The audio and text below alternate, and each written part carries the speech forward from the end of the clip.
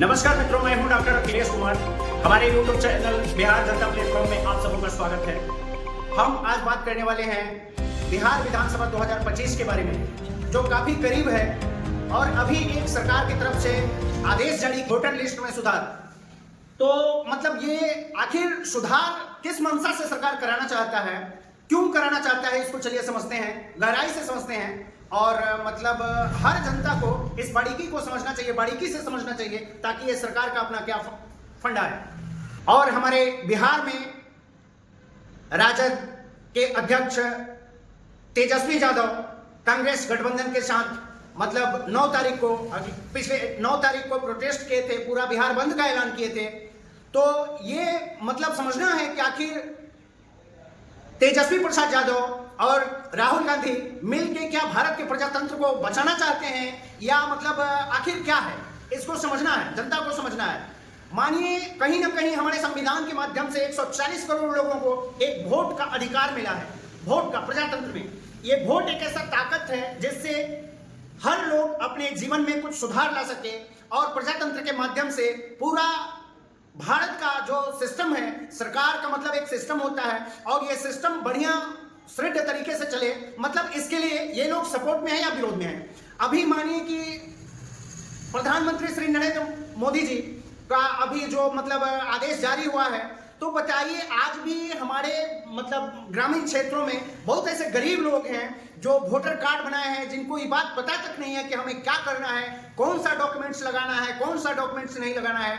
और मतलब इसके बावजूद भी उनको इतना प्रताड़ित किया जा रहा है। बताइए, अगर जहां तक कि यहाँ क्या बांग्लादेशी घुस गए हैं, यहाँ कोई पाकिस्तानी तो नहीं आया है। मानिए कि अगर ये कराना है, सर्वे कराना है, सबको देखना है, गहन जांच करना है, तो उसका एक सिस्टम होता है, सिस्टम से आइए। अब मानिए कि 2-4 महीने के अंदर पूरा बिहार के 14 करोड़ जनता का अगर आप चाहें कि पूरा मतलब व्यवस्था मतलब जैसे प्रजातांत्रिक व्यवस्था में वोटर कार्ड को सुधारना, जन्म प्रमाण पत्र लाना, बताइए हमारे माने हम लोगों के बाप दादा जो होते थे, क्या उनका जन्म प्रमाण पत्र मतलब वो बनता था, और उनका जो जन्म होता था वो क्या सरकारी हॉस्पिटल में होता था? ऐसा नहीं है। लेकिन ये सरकार अभी कह रही है कि पिताजी का जन्म प्रमाण पत्र दो, या अपने परिवार में किसी का जन्म प्रमाण, तो ये कहीं से सही नहीं है। और जहां तक कि रहा राजद गठबंधन का, यूपीए गठबंधन का बात, तो यूपीए गठबंधन कहीं ना कहीं मतलब एक पब्लिक को, जनता को मिला हुआ अधिकार का लड़ाई लड़ रहा है, उस अधिकार को बचाने की बात बोल रहा है। मानिए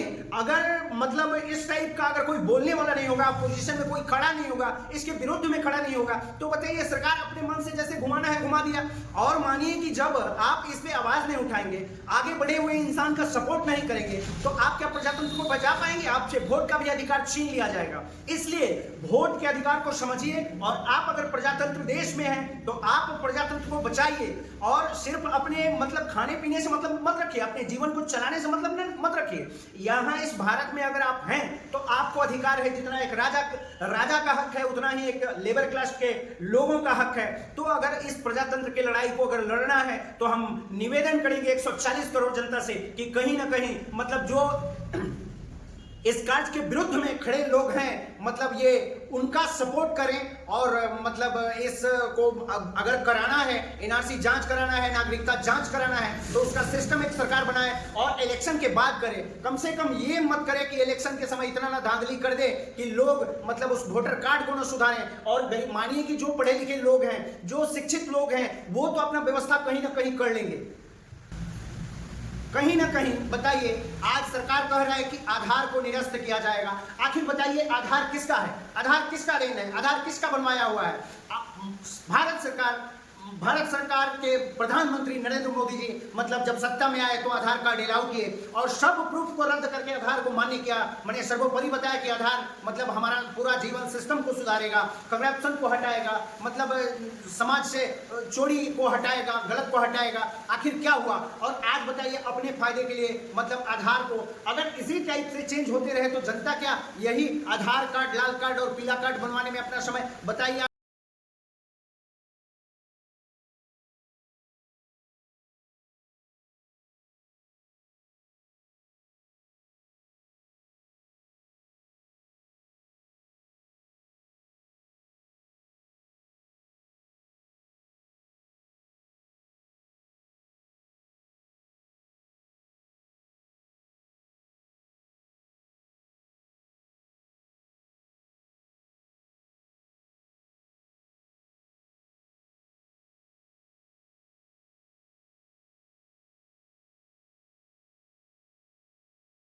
शिक्षित हैं वो तो अपना व्यवस्था कहीं ना कहीं कर लेंगे, लेकिन जो गरीब हैं, जो पढ़े लिखे नहीं हैं, जो समाज में अनपढ़ हैं, मेहनत मजदूरी करते हैं, कमाते खाते हैं, अब बताइए वो अपना डॉक्यूमेंट्स कहां से जुगाड़ करेंगे?